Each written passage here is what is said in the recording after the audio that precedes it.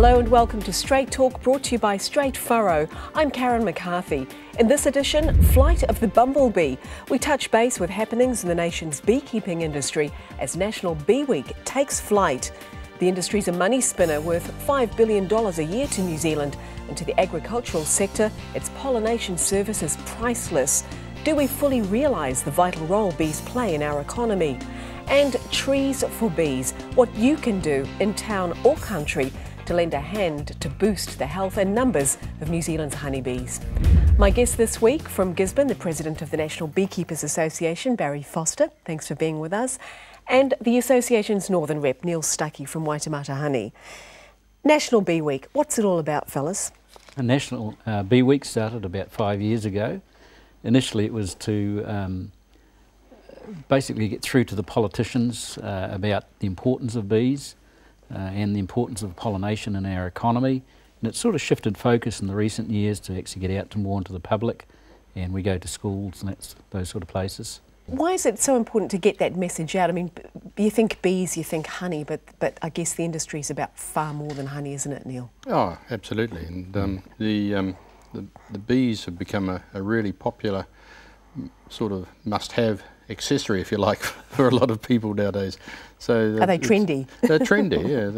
And beekeeping has had a real renaissance lately with the amateur beekeepers. So it's been great for us as an industry, because we need those people to start somewhere, because as commercial people we need the people coming into the industry to buy us out when we're ready to retire. So it's all good for us. What are your stories? I mean, Barry, you've been on the council, I think you said the executive council of the NBA for 10 years. You must have been into bees for a lot longer than that. How and why did you start up? Well, it probably goes back in my family about 3 generations or more even. My father had bees as a hobby, and I took over his hobby back in the late 70s and built it up into a business, and I've been running my business ever since from then. And Neil, you have Waitemata Honey in Auckland. Yeah. Well, how did you get into it and why? It was through the tennis club, actually. I was the local tennis club. One of the members was a beekeeper, and I started working for him in my school holidays, which was probably 45 years ago now, and slowly bought the company out. So now myself and my wife own it fully, but that's how it started for me, just as a part-time job. What's the appeal? What is it about bees? I see it's the outdoor life. It's working with nature. It's just all those nice things, and working with livestock in a way. I mean, it's like any farming industry. It's just nice to have a hands-on and working with something that's alive. Barry, for you? I always remember going to a meeting, or it must have been way back in even the 70s. It was a MAF organised one about beekeeping, and there was a guy that got up there and he said, to do any good in beekeeping, you've got to love bees. And that has always stuck with me, and I think it's quite true, because if you don't have that grounding, that idea that you know, if you see them just as a commodity or something to be used, you don't have the same feeling for them, and you won't look after them the same. It's interesting here, Neil, to refer to them as livestock, but I suppose they are. They're your animals, your insects, aren't they? Of course they are. Yeah. Indeed. Of course, there's that old story, when the beekeeper dies, you've got to go and tell the bees about it, and you know, it's sort of like that, just about. Yeah. And most people would run a mile. That's the thing. Most people, you know, they might not understand the relationship or the appeal of bees. This is part of what Bee Week's about, is to try and get through to the public about the idea of every apple they'll ever eat, every berry fruit, even the carrot seed that we like carrots. Radish seed, all those sorts of things are vital. If we didn't have honeybees, we wouldn't have those fruits and vegetables. I read something, 1/3 of everything we eat is pollinated by bees. And I mean, hard to imagine, what if there were no bees? Are there other pollinators out there? Or? There are other pollinators. I mean, a lot of plants have developed using wind as their pollinator. Some of them use other insects, such as moths and butterflies and that sort of thing, and birds. But yeah, over a third of them are, you know, based around the honeybee. So it's pretty important to the world. Yeah. And is it something that you get into this as a hobby? You might get 1 or 2 hives in your backyard, and then it becomes all consuming. Is that what you see happening? Quite often that way, yes. Yeah, it does for a lot of people, yeah. Also, a lot of beekeepers perhaps go and work for a beekeeper, then they get their own bees and build those up to their own business. But quite often it comes from the hobbyist type of lifestyle almost, and build it up to a business. Is it an expensive undertaking to get into? I mean, if somebody wants to start off, what advice would you give to them? Well, you can build up a business by units of one hive at a time if you want to go that way, or you can buy in to 1,000 or 2,000 or whatever you want to do. There is the logistics behind it, trucks and buildings and those sorts of things. Depends on the size of your business. If you just have a hobby, well, it's just one hive, and you can use that in whatever facilities you've got. You have to, if you're going to sell the honey, you have to extract it in a registered pack house. But one hive in the back garden's not going to worry. Mm-hmm. And what's the aim? You want more people to get into bees. We need more beekeepers in this country, do we? Well, we do need more beekeepers, but in addition to that, we need home gardeners to be aware of what they're doing when they're spraying their gardens, that they need to be conscious of the fact that a lot of the sprays they use are quite harmful to bees. So it's not just keeping bees, it's also looking after the environment for the bees. Can you give me some numbers, Barry? How many New Zealanders keep bees, and on average, you know, how many hives would a keeper have? Well, there's 4,000 registered beekeepers in New Zealand, and there's around about 400,000 hives registered as well.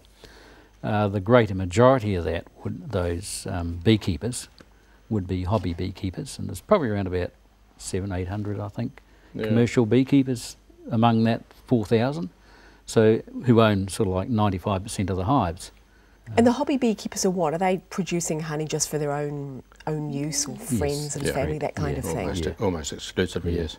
As Barry said, if you're producing honey for commercial sale, it's got to be in a food registered premise and all that sort of thing. So it's a bit more complicated if you're doing that. And Waitemata honey, for example, your company, does most of your product sell domestically, or do you sell it offshore? Most of it, if it's in the retail packs, is sold offshore. But that's just what we choose as our own company to do. And what's the honey market like at the moment? They're very good. Because of the problems with bee health around the world, there's a shortage of honey, and it's just like any other commodity. When it's a supply and demand thing, and when the supply is short, of course, the prices go up, so it's quite good for us. Having said that, we've had a couple of pretty poor production years. In this last summer, we didn't really have a summer, so it's certainly affected the production. And what are some of the key markets overseas, if you say you send offshore? Where to?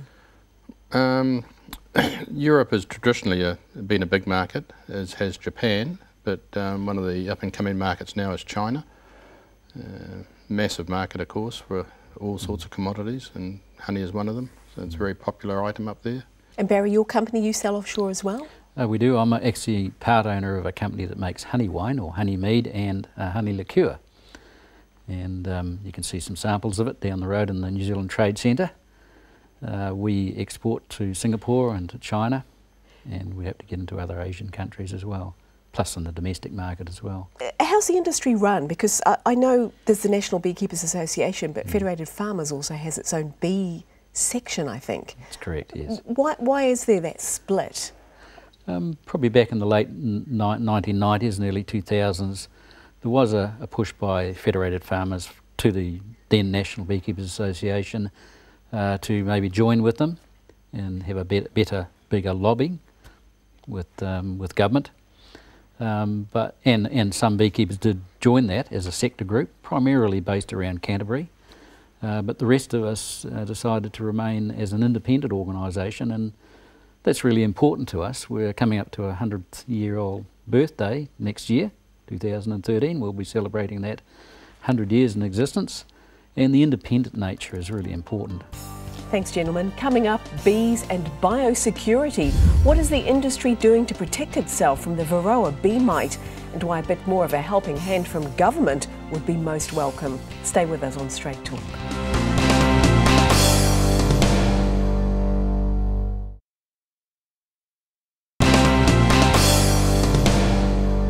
I'm Karen McCarthy. You're back with Straight Talk, and our guests Neil Stuckey and Barry Foster talking bees.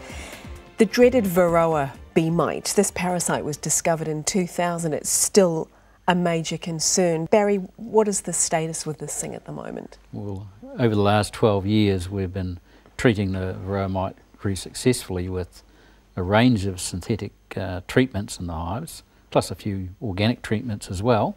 Some of those synthetic treatments the mite is showing resistant to, and it's been expected, based on the history from other parts of the world, that this will happen around about this time. So we're going into a new and more perhaps difficult era in the treatment of the mite and maintenance of our hives. What did this mean for beekeepers? I mean, how much of a challenge and a concern was it when it first came into the country? Must have been your worst nightmare. Well, it was really. I mean, it's probably the worst disease or organism that bees could have, and it's certainly affected bees all around the world. Bees can no longer live in New Zealand without human intervention, so that's how serious it is. It wiped out the wild bee populations, didn't it? Yes, and that was good and bad for us, of course. I mean, it was good because that feral population was probably even greater than the yes, farm bees. Estimated twice the amount at least. So it took away a lot of the competition, if you like, for the farm bees. And it also meant that we could keep a better quality bee because genetically we had control over what bees were in the environment.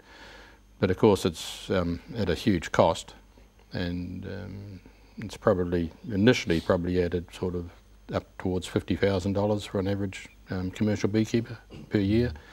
In terms of control and... In terms of control and extra labour. But it's now, as Barry said, it's now getting more serious, and it's going to cost us a lot more, and the production is going to be less as well. So it's a two-edged sword. So, was the industry prepared for this, Barry, when it happened, or did it sort of come out of left field? Yes, we knew. Oh no, it definitely didn't come out of left field. We had very good support from then MAF, and they searched the world basically, and they produced a manual on the control of varroa. And it was always known that about 10, 12 years out, we'd see signs of resistance to one or two of the chemicals that we were using to control them with. Was there a failing in biosecurity? I mean, how did this thing get in? Was that ever established? We've never found definitively, and we never will, but it did appear in first in an area near the container terminal, I think, in Otahu, wasn't it? Yeah. Down that way. We think that possibly a container might have come in with a swarm. Like say in refrigerated containers, you have the box where the refrigeration unit is. There has been swarms discovered in those places before, so biosecurity is so important. And how devastating was this, Neil? To start with, it didn't really, apart from some extra cost with treatments, we probably had better production, but it's getting more and more serious. We don't know quite how it's going to pan out, but they have had it overseas for twice as long as us, probably, maybe up to 30 years in some countries, and they're still coping. And how do they deal with it? Well, much the same as what we're finding now. They treated it synthetically to start with. They've put in lots of money into research to try and control it, and with other methods. Genetically, probably not quite the right word, but we're now starting down the track of trying to breed a bee that will help itself to look after the problem of the varroa mite. So. Now, is this the VSH project, Barry, Yes, I've heard of? Tell us about that. It was started back about 8 years ago, and in conjunction with the National Beekeepers Association and Plant and Food Research, plus there was inputs from Zespri and Avocado Council and a few beekeepers. We put money into the research onto what genetic traits we have in our bees that might exhibit some tolerance towards the varroa mite. And you may have seen some in the past in some of the media reports about some of the breeding work that went out on the Mercury Islands. And that has resulted in a selection of bees that Plant and Food have managed to research and develop that are exhibiting levels of tolerance to varroa, and I stress just levels of tolerance, they're not a silver bullet. They can't become resistant to this thing? But not entirely, no. It will be one of the tools in the armoury, but it's a very important one. And it's that sort of track that I see is really important for us to continue down, is in the breeding line, to get bees that are exhibiting levels of tolerance to varroa. And how do you do this? I mean, you say genetics is maybe not the right word, but what are you doing? Are you injecting queens? I mean, what are you doing? How do you try to control this thing? We don't want to sort of give people the wrong idea that we're genetically manipulating the bee, which we're absolutely not.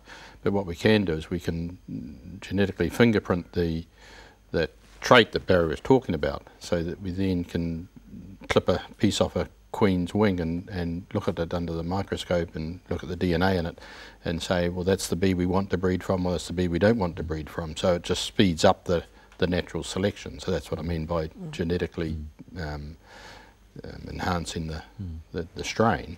And this is proving promising from what you've seen so far, yes. Barry? There are 3 businesses throughout New Zealand that have the skills to do this sort of artificial insemination for queens, and they are working on it in their own way. Is this something where the government could maybe come to the party a little more? Because I know there's been some concern about the government seeing varroa as an industry problem. That's much bigger than that, isn't it? Yes, David Carter has expressed that to me. It is, when you look at $5 billion, and that's a dated figure, it's probably far more than that, is the value of the industry. That's basically the pollination values of it, to kiwi fruit and seeds and fruit and vegetables. So it's actually involving far more other sectors of our economy than just beekeeping. It's not just about bees and honey. What would be most helpful to get funding for more research and development along this path? Well, the government's attitude is that, and they're partly correct, is that there's been a lot of money poured into this problem overseas, and they haven't, they've made some progress, but the New Zealand government see that if they put money in, we're not going to do any better than what they've done overseas. Well, maybe that's right, but we believe we're pretty inventive in New Zealand, and we normally solve a problem. So the best type of research will come from a collaboration with overseas researchers and also networking with them, and that's why, as I say, as Neil mentioned, it's good that if we can send some of these people involved in the breeding of bees to international conferences like the one in Quebec that's coming up in November, and we're working on that one. And because what's at stake? What's at stake if we don't keep on top of developments overseas and we don't keep at the cutting edge of R&D to get on top of this thing? Well, what's at stake is that our pollination ultimately could suffer. We won't be able to control varroa mite to the levels that we really do need to put enough bees into like kiwi fruit or seed production, or have enough honey production to make our beekeepers' businesses viable. So there's a lot at stake behind all of this. The level of research put in to date has been very welcome, but by comparison with overseas, it's very small actually. Thanks, Barry. More in store after the break, including growing awareness of the plight of our bees and what farmers and gardeners in city and country can do to help them thrive. See you for more on Straight Talk after the break.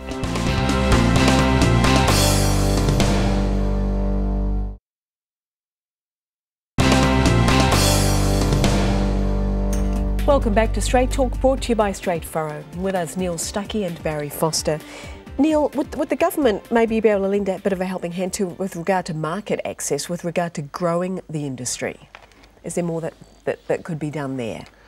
There is. We do work with the government as closely as we can on all these sorts of matters, but there's always issues about market access, and we have some issues both with market access into New Zealand and also market access with some of our overseas countries that we sell to. I've heard there's a bit of an issue going on at the moment with plans to import Australian honey, which this country's beekeepers aren't too happy about. Yeah, well, Australia's got some bee diseases that we don't have here. The government carry out a risk analysis and say, well, we think that that's an acceptable risk or it's not an acceptable risk. Their information is saying that it's acceptable to import Australian honey. We're fighting that, and we think it's not an acceptable risk. Biosecurity is very important to us, obviously, and if anything that increases that risk, obviously we're against. Got to protect the industry as it is. Yes. Barry, tell us about some of the positive initiatives going on to improve the numbers and the health of our bee population. the Trees for Bees project is one, and also some of the research that the National Beekeepers Association is being involved with and will be involved with in the future. It's all about helping our bees, and that's the message that we're giving for Bee Week is about the health of our bees, and it will be something that we are pretty much focused on. And what is Trees for Bees? One of the big problems with the advent of Varroa is the health of the bee, obviously, and if it's a good healthy bee, it copes with the Varroa better. Now, one way that we can help the bee is to give it good protein source, and protein comes from the pollen. So if we're planting the right plants and trees around the beehives, then that all helps the bee. And unfortunately, in the last sort of 30 years, the councils and the farmers and the like have been taking out flowering trees and plants. So we're trying to reverse that trend and to get but we're trying to get the right sort of trees planted. I mean, pine trees are no use to us, obviously, but if we plant the right trees where we can, then that all helps the bee, and at no cost to anyone. What are some of the right trees to plant, and where? There's several demonstration farms around New Zealand. There's about 2 in Canterbury and 1 in Gisborne that our local branch of the National Beekeepers Association has planted on a farmer's property just this last year. And what is there to see there? We've planted tree lucerne, we've planted ceanothus, we've planted flax, cabbage tree, five-finger, tarata, some of these natives. These are plants that have a high quality pollen in them that bees can use, and particularly in times of dearth in the spring and the autumn, like right now when they're building up from the winter, and they need to get strong enough in numbers to do the tasks that they need to do through the summer. Something that home gardeners can do. I've got a little packet of wildflower seeds here that we've been selling. It's a local initiative in Auckland, and we're selling it around the country, and the money from that is going towards Bee Week and some research to promoting the industry. So, and what plants are these? What are the flowers? Things like calendula and poppies and some of the old wildflowers that we will know and love. They used to be, like, for example, planted down some of the motorways around Auckland. I remember seeing years them. ago. For 10 years, people loved them. They actually saved the council a lot of money from mowing then, but sadly they're not doing it now. But those sorts of things help, and it creates an awareness. And how does just your average gardener make your garden more bee friendly? I mean, I've heard herbs have lots of nectar in it, and bees like them. That's right. They love lavender and thyme and those sorts of things. But one of the other important things is knowing what to spray and when to spray it. And even if a spray says it's bee friendly, I mean the suffocant that they use in the sprays, which helps spread the spray, it's absolutely deadly to bees. It knocks them stone dead just like that. So you've got to choose carefully your insecticide or your pesticide. Exactly. And what, go organic or? Well, you don't have to go organic, but you spray at the right times of the day when the bees aren't flying, so late in the evening can be useful. But just be aware of what you're doing, what you're putting into the environment. Is it going to affect something? So that's our message, just to think about the bees when you're doing anything in the garden. Do you think people generally are as aware of the global bee crisis as we could be when you look at what's at stake if the humble honeybee wasn't around? I think people are becoming aware, and I think that's manifesting itself in the numbers of beekeepers, people taking up a hobby in beekeeping because they're concerned about it. Yes, the message is definitely getting out there, but sometimes the message hasn't translated into action, and there's still, as we intensify our agriculture, we're cutting out some of those things like that are bee-friendly plants. Okay, some of them are weeds like gorse, but we're not replacing them with things like five-finger or some of the better willows, or even camellias are very good as pollen sources. And there's got to be a concerted effort, clearly. There has to be, yes. Yeah. Maybe just a last word, we've touched on this, but what is at stake if people, if industry, if government doesn't get behind protecting the humble honeybee? Well, we just live a different life. We'll keep on existing, but we won't have nice peaches, we won't have apples, we won't have kiwi fruit, all those sorts of things. They're the direct costs of not having bees. Some of the other ones that we probably don't think about but are direct costs are industries like the seed industry. So New Zealand grows, I think, probably large percentage of the carrot seed in the world. And so those sorts of things as well. But then it's the secondary things like the pollination of the clover and fixing nitrogen in the soil and that sort of thing. So there's a whole raft of things that are going to be effective about bees. You've been watching Straight Talk, brought to you by Straight Furrow. Thanks to my guests Barry Foster and Neil Stuckey, and as always to you at home for watching. If you'd like to get in touch, see the Country 99 TV website for details. We like hearing from you. I'm Karen McCarthy. Join us next time for more Straight Talk.